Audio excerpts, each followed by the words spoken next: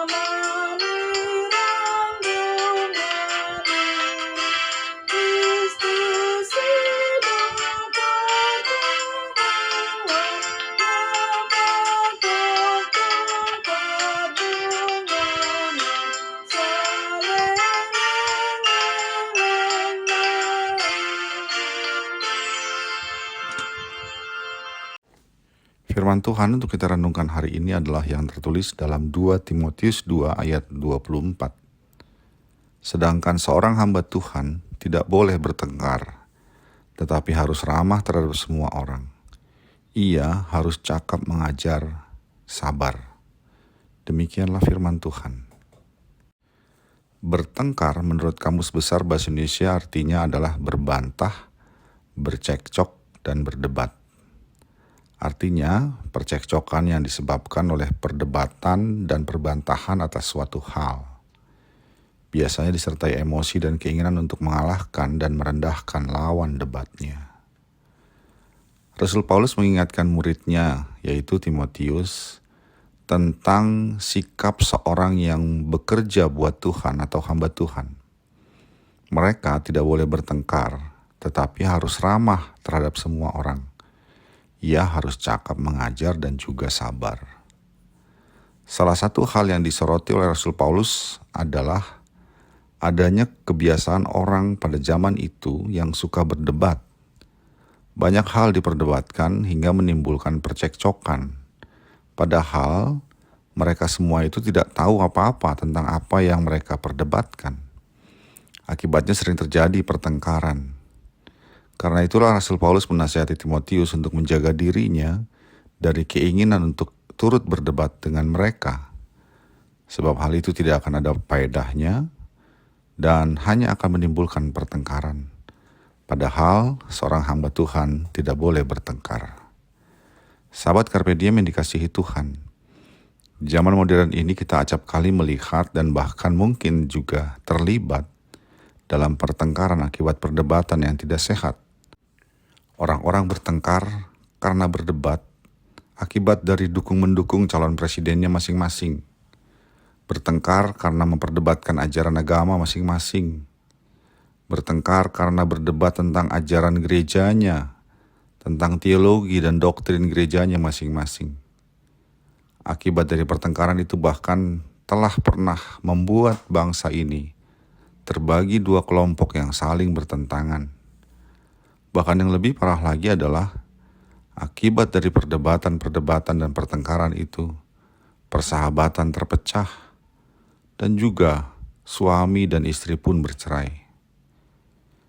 Dan jika kita mau melihat lebih dalam lagi, sebenarnya orang yang berdebat dan bertengkar itu tidak memiliki pengetahuan yang lengkap tentang apa yang diperdebatkan.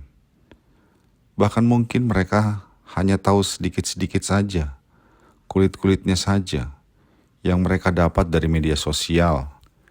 Yang sebenarnya info-info yang mereka dapat di media sosial itu pun adalah informasi-informasi yang sengaja dilemparkan untuk mengarahkan kepada kesesatan akal, berupa informasi-informasi yang hoax. Sebagai orang-orang yang dipanggil untuk bekerja bagi Tuhan, bekerja di berbagai bidang yang disediakan Tuhan, kita harus menjaga diri agar tetap ramah terhadap semua orang. Oleh karena itu, janganlah kita mudah terpancing untuk berdebat yang mengarahkan kita kepada pertengkaran. Jika memang diperlukan untuk menajamkan suatu konsep yang penting dalam pelayanan dan pekerjaan bagi Tuhan, tentunya berbagi pemikiran adalah hal yang perlu kita lakukan, yang sangat baik dan bahkan disarankan. Namun semua itu harus dilakukan dengan kepala yang dingin, dalam suatu kondisi yang saling menghargai, dan juga terbuka untuk menerima pendapat dan kebenaran sesama pelayan Tuhan lainnya. Sehingga ketika sesi pertukaran pendapat itu sudah selesai, kita dapat sama-sama menyimpulkan dan menyepakati apa yang terbaik bagi semua dan bagi pekerjaan pelayanan kepada Tuhan. Karena itu ingatlah, perdebatan yang dilandasi oleh suatu keinginan mempertahankan kebenaran sendiri-sendiri hanya akan berakhir dengan pertengkaran. Baiklah, setiap kita menghindari semua itu. Amin. Marilah kita berdoa. Ya Allah Bapa kami, terima kasih untuk pelayanan yang Tuhan berikan bagi kami. Kiranya Engkau menolong kami untuk tidak jatuh dalam perdebatan-perdebatan yang berujung pertengkaran. Dan ketika kami saling berbagi pendapat dan pengetahuan, biarlah semua itu berujung kepada peningkatan pelayanan kami. Dalam Yesus Kristus kami berdoa. Amin. Kasih karunia dari Tuhan kita Yesus Kristus, anugerah dari Allah Bapa kita, dan persekutuan Roh Kudus menyertai engkau sekalian. Amin.